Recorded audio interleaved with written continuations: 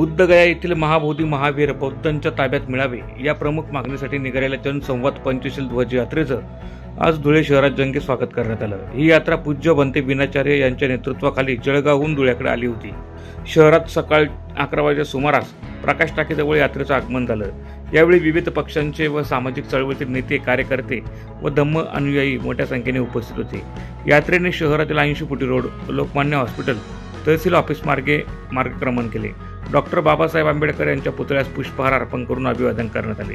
यानंतर संदेश भूमी धुळे येथे पूज्य भंते विनाचार्य यांनी डॉक्टर बाबासाहेब आंबेडकरांना अभिवादन करून धम्म देशना दिली।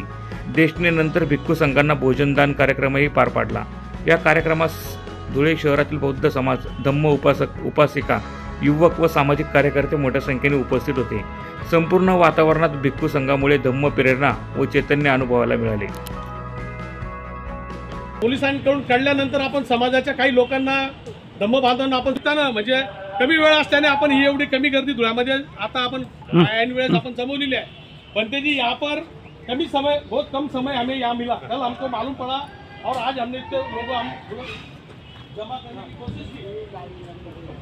इस वास्तु के अंदर हम या मानतो आणि मी या ठिकाणी या आजच्या आंदोलनाच्या निमित्ताने जे काही भंते विनाचार्य या धुळ्यामध्ये आलेले आहेत, मी विनंती करतो भंतेजींना की त्यांनी भंतेजींनी और यात्रा का उद्देश्य महाबोधि महावीर मुक्त कराना और मुक्त कराने के लिए संपूर्ण महाराष्ट्र और पूरे देश में।